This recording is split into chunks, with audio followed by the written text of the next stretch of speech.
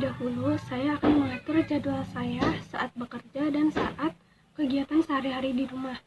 Misalnya, saya akan mencuci baju dan saat saya pulang kerja atau saat libur, saya akan segera mencuci baju saya.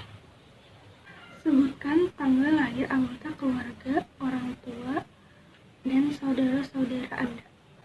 Bapak saya 3 Desember 1974 dan ibu saya 2 September 1973.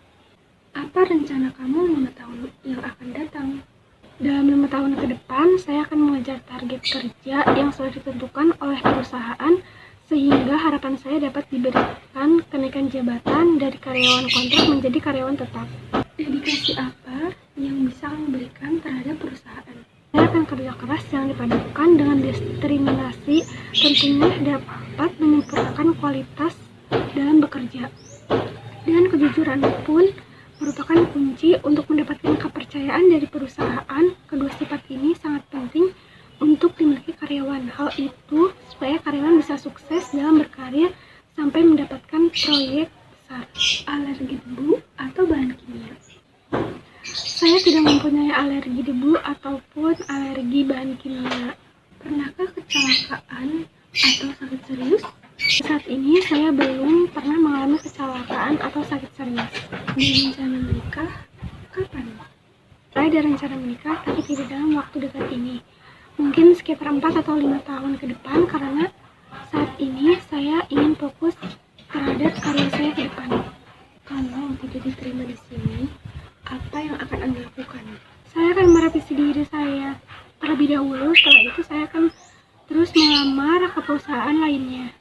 Bukan tentang 5S dan terangkan. Yang pertama, sayuri, yaitu pemilihan. Merupakan kegiatan menyingkirkan barang-barang yang tidak diperlukan sehingga segala barang yang ada di lokasi kerja hanya barang-barang yang benar-benar dibutuhkan dan aktivitas saja. Yang kedua, saiton, yaitu penataan. Segala sesuatu harus diletakkan sesuai posisi yang ditetapkan sehingga siap digunakan pada saat diperlukan. Yang ketiga, seiso, yaitu pembersihan. Merupakan kegiatan membersihkan peralatan dari daerah kerja dan daerah kerja sehingga segala peralatan kerja tetap terjaga dalam kondisi yang baik. Yang keempat, seiketsu, yaitu pemantapan. Merupakan kegiatan menjaga kebersihan pribadi sekaligus memenuhi tahap sebelumnya. Yang kelima, shitsuke, kebiasaan, yaitu pemeliharaan kedisiplinan pribadi masing-masing pekerja dalam menjalankan seluruh tahap 5S. Apa yang dimaksud dengan KCC? Terangkan. KCC atau Quality Control Circle adalah suatu kegiatan di mana sekelompok karyawan yang bekerja sama dan melakukan pertemuan secara berkala dalam mengupayakan pengendalian mutu kualitas dengan cara mengidentifikasikan, menganalisis, dan melakukan tindakan. Apa yang kamu ketahui tentang Kaizen? Kaizen adalah salah satu filosofi kerja yang berasal dari negara Jepang. KAI artinya perbaikan, dan Zen artinya bagus. Ini bisa diartikan sebagai perbaikan yang bagus terus-menerus. Jadi Kaizen adalah perbaikan yang berfokus pada pengembangan dan peningkatan berkelanjutan. Coba jelaskan ISO yang kamu ketahui. International Organization for Standardization atau lebih dikenal sebagai ISO adalah salah satu standar internasional dalam sebuah sistem manajemen untuk pengukuran mutu organisasi yang memegang peran penting dalam mengukur bagaimana kredibilitas perusahaan yang ingin bersaing secara global dan juga merupakan salah satu cara untuk meningkatkan sistem manajemen mutunya. Apa yang kamu ketahui tentang serikat? Serikat pekerja atau serikat buruh adalah organisasi yang dibentuk dari oleh dan untuk pekerja atau buruh baik di perusahaan maupun di luar perusahaan, yang bersifat bebas, terbuka, mandiri, demokratis, dan bertanggung jawab guna memperjuangkan, membela, serta melindungi hak dan kepentingan pekerja atau buruh, serta meningkatkan kesejahteraan pekerja atau buruh dan keluarganya. Apakah nanti kamu mau ikutan serikat atau tidak? Yang pertama, Saya akan mengkonfirmasi terlebih dahulu apakah tujuan mengikuti serikat itu berdampak positif atau tidak.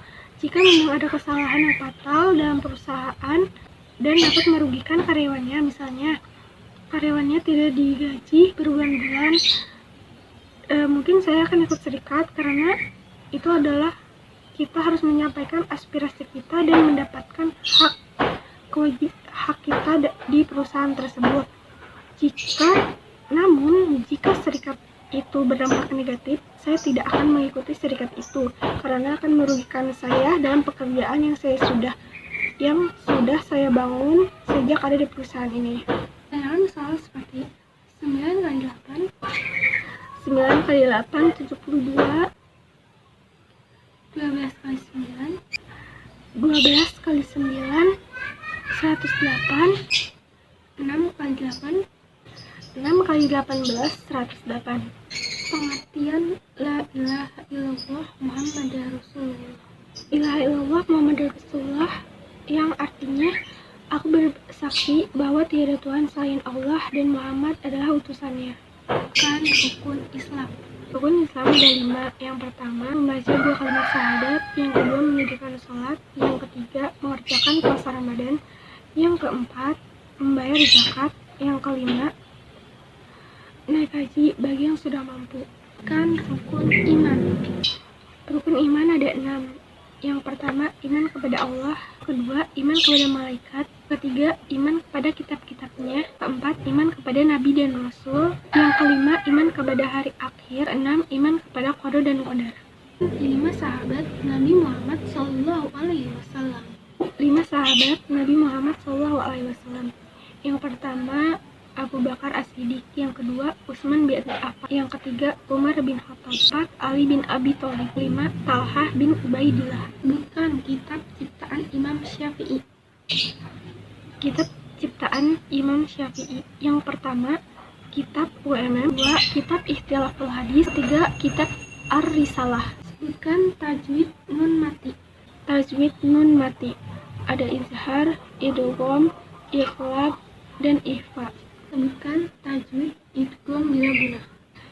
Idgham bila gunah yang pertama di surat Al-Kahfi yaitu ada mil ladunhu, yaitu nun mati bertemu lam bertasdid.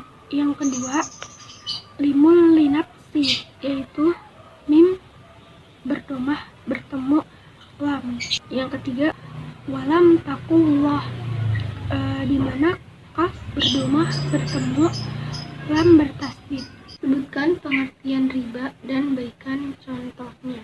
Kata riba berarti tambahan meskipun sedikit di atas jumlah uang yang dipinjamkan, sehingga mencakup sekaligus riba dan bunga. Riba juga dibagi menjadi 2. Yang pertama ada riba hutang piutang, dan yang kedua ada riba jual beli. Nah, di yang pertama itu riba hutang piutang ini juga dibagi menjadi 2, yaitu riba qard dan riba jahiliyah. Dan yang kedua riba jual beli. Jual beli juga dibagi menjadi 2, yaitu riba fad dan riba nasiah.